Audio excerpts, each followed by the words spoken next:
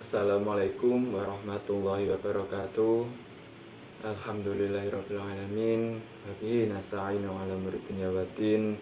Wassalatu wassalamu ala asyrofil anbiya'i wal mursalin wa ala alihi wa sahbihi ajma'in. Amma ba'du. Mohon izin sebelumnya perkenalkan, saya Ahmad Zulfa Al-Abid dengan NIM 2321210117 sebagai mahasiswa Fakultas Syariah Program Studi Hukum Keluarga Islam.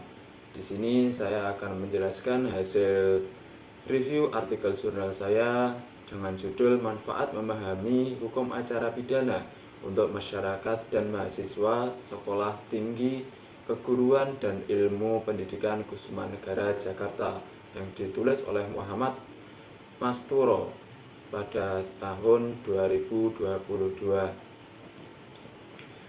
Pada pembukaan di sini penulis memberikan pengetahuan mengapa pentingnya hukum acara pidana.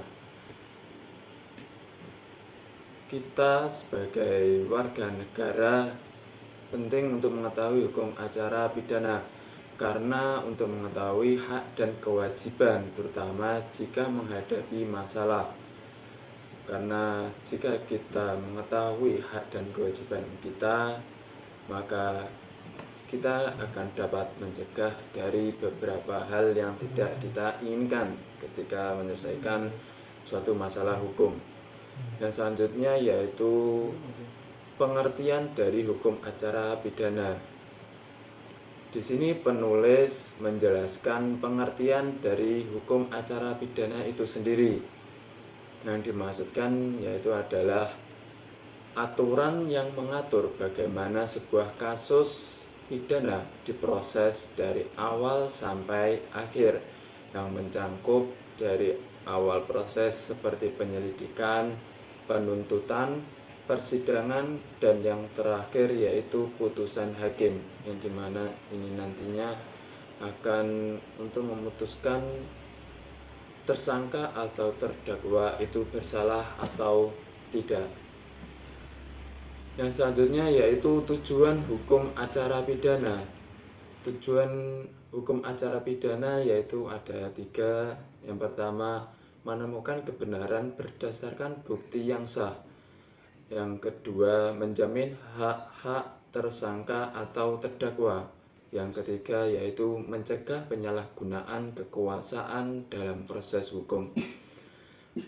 Sebagaimana telah kita ketahui bahwasanya dalam setiap rumpun ilmu atau pengetahuan itu terdapat prinsip-prinsip yang harus kita ketahui. Sebagaimana juga dalam hukum acara pidana.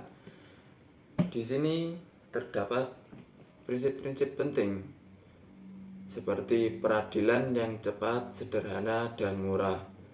Yang dimaksudkan yaitu agar tidak ada penahanan yang terlalu lama dan masyarakat bisa mendapatkan keadilan yang mudah.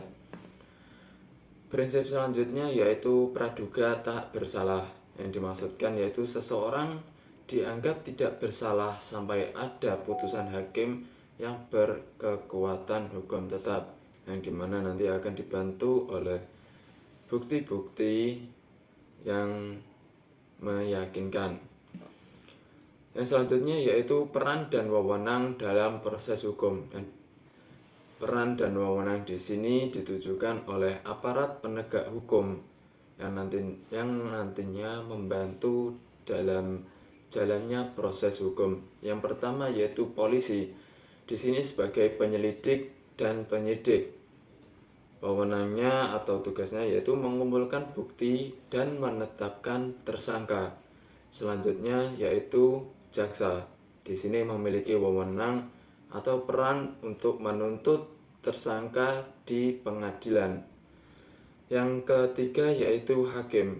Hakim mempunyai wewenang untuk memutuskan apakah tersangka bersalah atau tidak. Yang terakhir yaitu pengacara atau penasihat hukum, membantu tersangka dalam membela diri. Pembahasan selanjutnya yaitu hak-hak tersangka dan terdakwa. Di sini terdapat 4 hak tersangka dan terdakwa. Yang pertama yaitu hak untuk didampingi pengacara. Yang kedua, hak untuk tidak dipaksa mengaku. Yang ketiga, hak atas persidangan yang adil dan transparan. Yang keempat, hak untuk tidak ditahan terlalu lama tanpa alasan yang jelas. Namun, dalam kasus tertentu seperti pelecehan seksual atau pelaku anak di bawah umur, sidang bisa dilakukan secara tertutup. Baik, yang terakhir yaitu kesimpulan. Di sini saya dapat menyimpulkan dalam artikel jurnal ini mengapa pentingnya memahami hukum acara pidana. Karena dengan mengetahui pentingnya hukum acara pidana, kita dapat mengetahui hak dan kewajiban kita dalam hukum. Yang selanjutnya, menghindari perlakuan tidak adil ketika proses hukum berjalan. Yang ketiga, yaitu membantu menciptakan masyarakat yang lebih sadar hukum. Baik, yang terakhir mungkin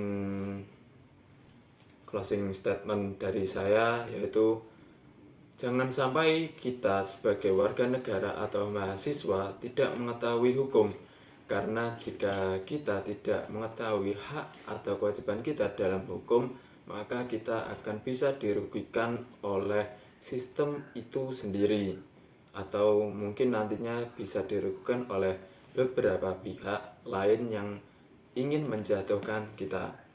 Mungkin cukup sekian dari saya. Apabila ada kurang lebihnya, saya mohon maaf yang sebesar-besarnya.